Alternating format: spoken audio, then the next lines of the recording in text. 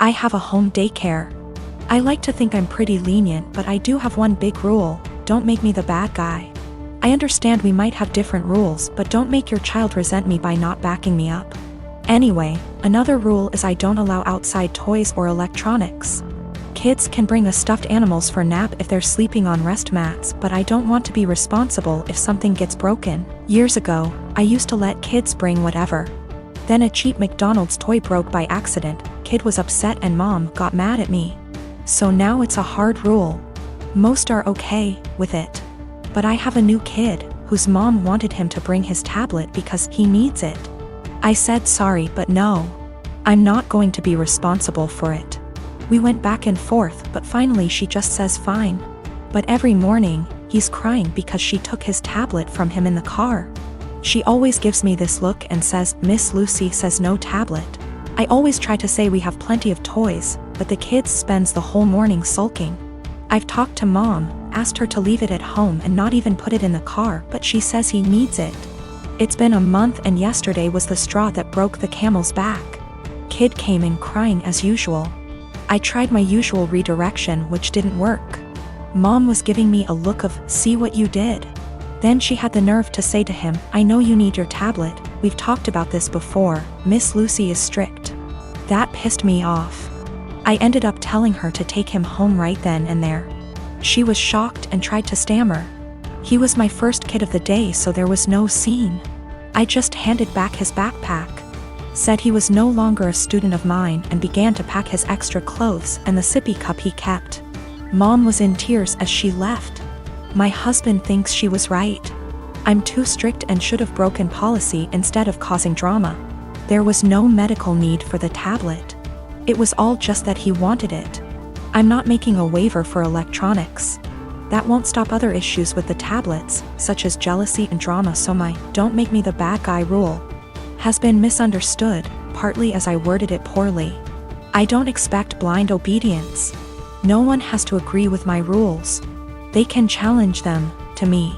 But to their kid, I'd rather them explain everyone has different rules and that while they're with me, things will be different. I do the same with parents who have different rules than mine. I never say they're wrong or strict, I say that we have different rules at school and to listen to mom and dad. This is also a policy for pacifiers, bottles, and potty training. I'll approach any of these milestones when you ask, but you have to be working on it at home too. The kid won't progress if they only go pee on the potty at home. And the child was not autistic or non-verbal. If he was, an exception would be made. I returned her money for the last few days of January and texted an apology for terminating without notice, and said I hope she was able to find care. She said she left him at her mom's. She also asked if there was any way I'd reconsider, and I said no. We had a long phone call and no minds were changed, but it was the ending we should have had. My 7-year-old daughter's doing virtual school in our living room recently. I heard her teacher address a girl named Kelly a few times, which stuck out to me because my daughter's class is only about 15 kids and I know them all by this point in the year. A couple times more and I realized she was calling my daughter Kelly. My daughter's name is Keely, pronounced Keely. So after school was over I asked her if that had been happening all year in this teacher's class, and she said it had, and it really annoyed her. I asked her why she hadn't corrected the teacher if it annoyed her so much, and she said she had repeatedly at the beginning of the year, but the teacher kept calling her Kelly, so eventually she gave up on reminding her.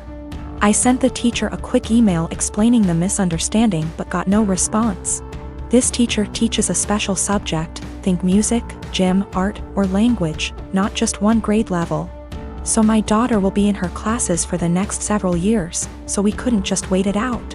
And how moments like these are handled now will set the stage for how my kid deals with similar situations on her own in the working world. I encouraged my daughter to come to class early or stay later again, thinking maybe she hadn't heard or understood her last time. So a quiet one-on-one would be better. She got to the class early and she told her very politely that her name was Keely like really, instead of Kelly like jelly. And that people often get it confused, so she just wanted to clarify. So class starts and sure enough she gets called Kelly again almost immediately. So there's only so much self-advocation a 7-year-old can be expected to do. I just walked over and said, "Hi, this is Keely's dad. Hers name not Kelly. It's Keely. A few hours later I had an email in my inbox inviting my wife and I to a parent-teacher conference with the vice principal. The long and short of the meeting ended up being the school feels that while the teacher probably should have learned her name, that the real problem is she feels I challenged her authority by correcting her in class and that the names were similar enough for it to not have warranted such drastic action. That surprised me. I couldn't believe a meeting was necessary, let alone that it cast blame on us. I can't tell if I'm being that annoying, my kid matters most parent that my grandmother the schoolteacher always complained about, or if the teacher should just learn her damn name, because that's a basic part of her job. I am expecting my first daughter with my husband in September. I grew up in a moderately religious household with pretty strictly defined gender roles. As in, since I was a girl, I had chores around the house while my younger brother did not have to do anything. I don't talk to my parents for a variety of reasons, going on year 5 now, so they do not know I am pregnant. Both my aunts and grandparents were very supportive of me leaving my household and as such have been my main family. Being 6 months pregnant now, people have started to give gifts and I am very grateful for them. We have decided that we don't want our daughter to be surrounded by pink everything with only girl things. So we have made a conscious effort to include traditionally boy outfits and toys like dinosaurs and cars.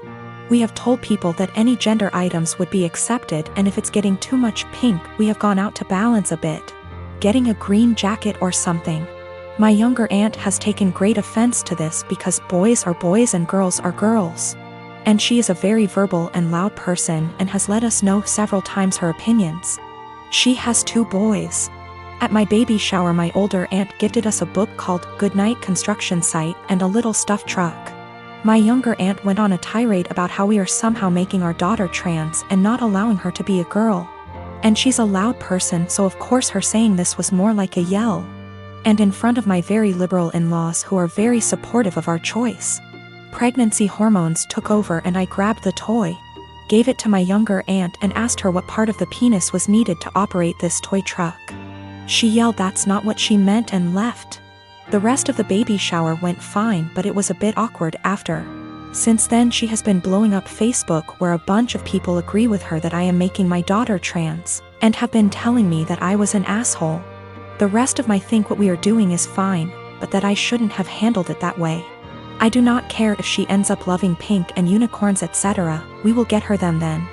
I just was trying to balance out the sheer amount of pink items we were getting from friends and family. Almost every single gift has been heavily pink or girl influenced.